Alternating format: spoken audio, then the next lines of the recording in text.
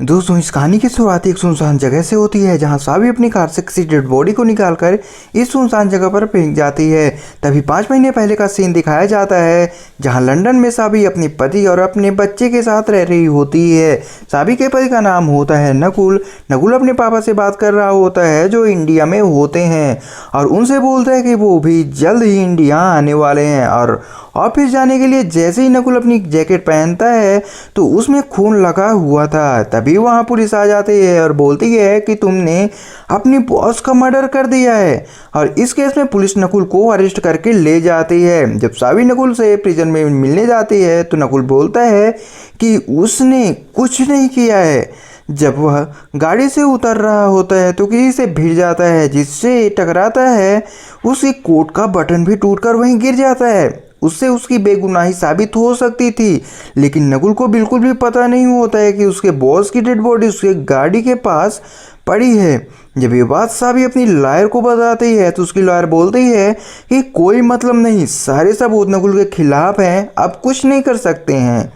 नकुल जब जेल में होता है तो कुछ लोग जो पहले से ही कैदी होते हैं वो ड्रग नकुल को देते हैं छुपाने के लिए, लेकिन नकुल मना कर देता है तो नकुल को वो लोग बहुत मारते हैं। साबी से ये देखा नहीं जाता।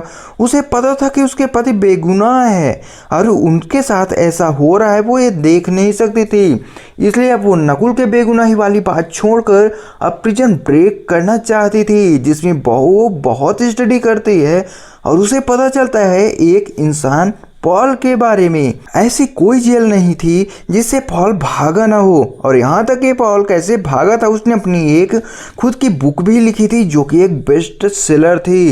पॉल के बारे में कोई नहीं जानता था, लेकिन सभी पता कर लेती है और पॉल के घर के बाहर इंतजार करती है, लेकिन पॉल नहीं मिलता। साबी भी हार नहीं मानती है और दिन रात वहीं बैठी रहती है। तो पॉल तरस खाकर उससे मिल लेता है। साबी बताती है कि वो एक राइटर है और उसके बारे में लिखना चाहती है। तो पॉल जेल से भागने की बहुत सारी चीज़ें साबी को बताता है। साबी को पता चलता है कि जेल से भागने के बाद नकली डॉक्यूमेंट भी बनवाने पड़ेंगे। रॉक्स साबी को एक जगह ले जाता है नकली डॉक्यूमेंट बनवाने के लिए, लेकिन वहाँ साबी के साथ मारपीट करते हैं और उसके पैसे वगैरह भी लूटने लगते हैं। तभी वहाँ पॉल आ जाता है और बताता है कि वह एक डिटेक्टिव है, अगर वो साबी के साथ ऐसा करते हैं तो उन्हें बंद कर देगा लॉकअप में। तभी वह पास आता है और करंट वाली गन लेकर रॉक्स और उसके साथी को पॉल बेहोश कर देता है और वहाँ से साबी को लेकर चला जाता है। पॉल जान चुका था कि साबी कुछ और ही करना चाहती है। साबी बताती है कि वह अपने पति को जेल से भगाना चाहती है।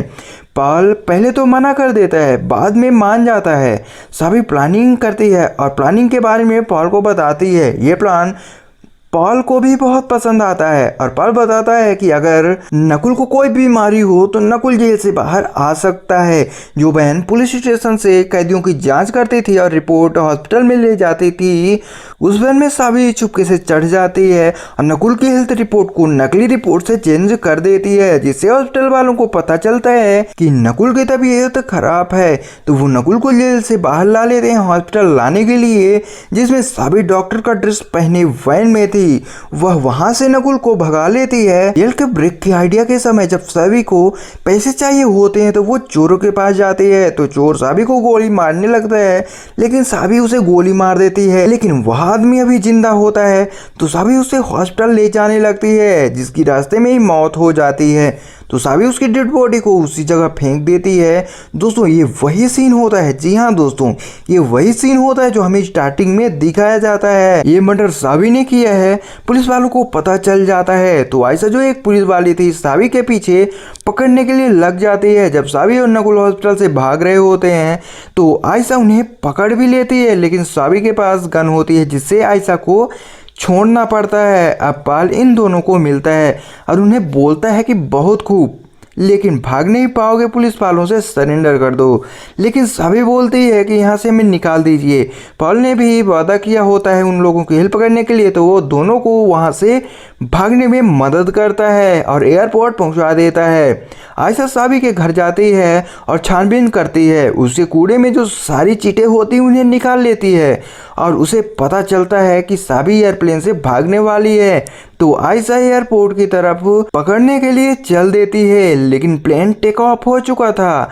पूछताछ में आयशा को पता चलता है कि सभी प्लेन से नहीं बल्कि पानी के रास्ते से, पानी वाले जहाज से गई थी। सभी ने ट्रैप किया था और जानबूझकर अपनी प्लान वाली चीटें कूड़ेदान में फेंक दी थी, जिससे पुलिस वालों को गलतफहमी हो सके, और हुआ भी ऐसे ही।